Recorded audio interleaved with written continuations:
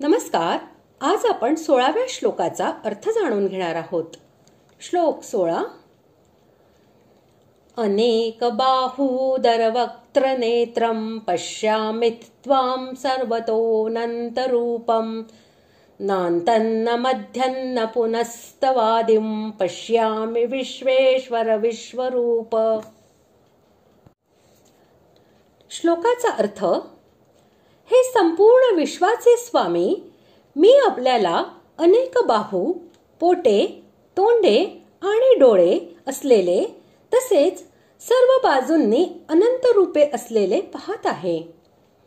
हे विश्वरूपा, मला आपला ना अंत दिसत, ना मध्य दिसत, ना आरंभ.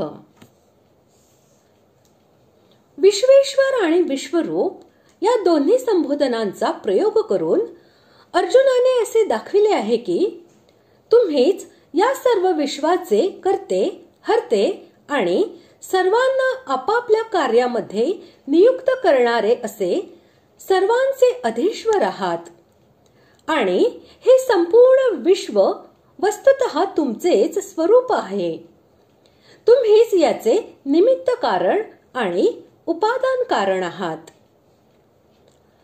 अनेक बाहूदर वक्त्र नेत्रम याचा अर्थ असा की यावेळी मी तुम्हाला ज्या रूपामध्ये पाहत आहे त्याला भुजा, उदर, मुख व नेत्र हे असंख्य आहेत. याची त्याची कोणीही कोणत्याही प्रकारे गणना करू शकत नाही. मी आपल्या हाताकडे जेव्हा पाहतो तेव्हा आपले हात अनेक दिसतात. पोटाकडे पाहतो तेव्हा पोट अनेक दिसतात. मुखाकडे पाहतो तेव्हा मुखे अनेक दिसतात. डोळ्याकडे पाहतो तेव्हा डोळे अनेक दिसतात. तात्पर्य, आपल्या हात, पोट, मुख आणि नेत्र यांचा काही अंत लागत नाही. हे सर्व अनंत आहेत. यावेळी मी तुम्हाला सगळीकडून अनेक प्रकारे वेगवेगळ्या अगणित रूपांनी युक्त असा पाहत आहे. म्हणजे तुमच्या या एकाच शरीरात मला पुष्कळशी भिन्न भिन्न अनंत रूपे चोहीकडे पसरलेली दिसत आहेत. तुमचे आदी, मध्य आणि अंत यांना पाहत नाही.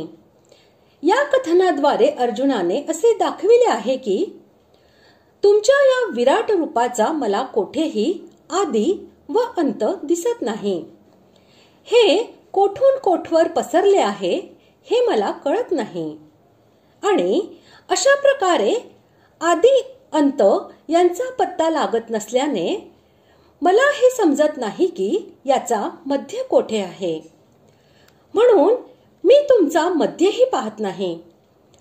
मला तर मागे पुढे, डावीकडे, उजवीकडे आणि वर खाली सगळीकडे सीमारहित असे तुम्ही दिसत आहात. कोणीकडूनही तुमची सीमा दिसत नाही. अशा प्रकारे आज आपण 16व्या श्लोकाचा अर्थ जाणून घेतला. पुढील भागात आपण 17व्या श्लोकाचा अर्थ जाणून घेणार आहोत. धन्यवाद.